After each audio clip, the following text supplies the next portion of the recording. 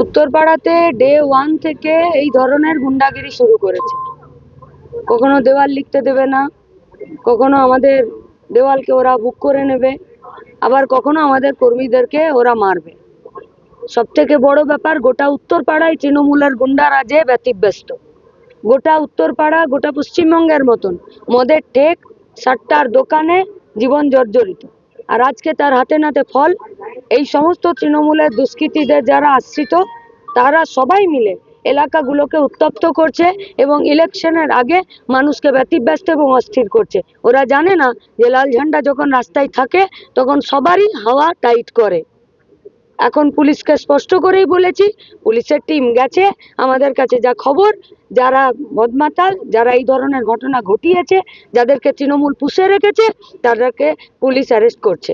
আমরা এখানে পরিষ্কার বলছি, পুলিশ যদি নিজের কাজ গোটা উত্তরপাড়া জুড়ে না করে, এমনিতেই উত্তরপাড়া থানা, উত্তরপাড়ার পুলিশ প্রশাসনের নামে গোটা উত্তরপাড়ার সাধারণ মানুষের অসংখ্য অভিযোগ, অসংখ্য।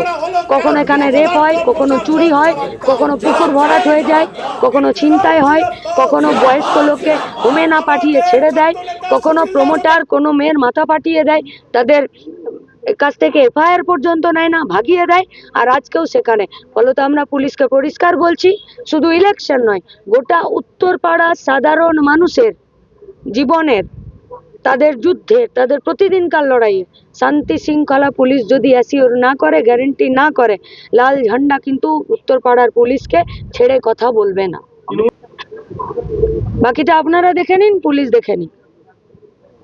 সুশীল দাস এবং তার বাবা যেভাবে আক্রান্ত, যেভাবে, আর যারা আক্রান্ত, যারা মারলো, পুলিশ তাদেরকে এক্ষুনি অ্যারেস্ট করুক এবং তাদের মেডিকেল টেস্ট করাক, পরিষ্কার বোঝা যাবে। সিপিআইএম গুন্ডাগিরি করতে আসেনি। CPIM state general hospital, Uttarpara থানা, গোটা পশ্চিমবঙ্গের সঙ্গে উত্তরপাড়ার স্বাস্থ্য শিক্ষা নিয়ে রাস্তায় দাঁড়িয়ে থেকে লড়াই করছে। মানুষ আমাদের সাথে আছে। ভয়, হুমকি আর গুন্ডাগিরি যারা চালায়, তারা শুরু করেছে। আমরা পরিষ্কার পুলিশকে বলছি, তৃণমূল থাকবে না। আর আপনার চাকরিটা চৌঠামে চলে যাবে না, আপনাকে চাকরি করতে হবে।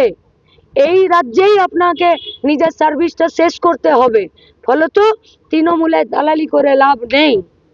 সরকারের যে তৃণমূল পার্টিটা আছে, তাদের গুন্ডারাজের নিচে নিজেরা দলদাস হয়ে লাভ নেই।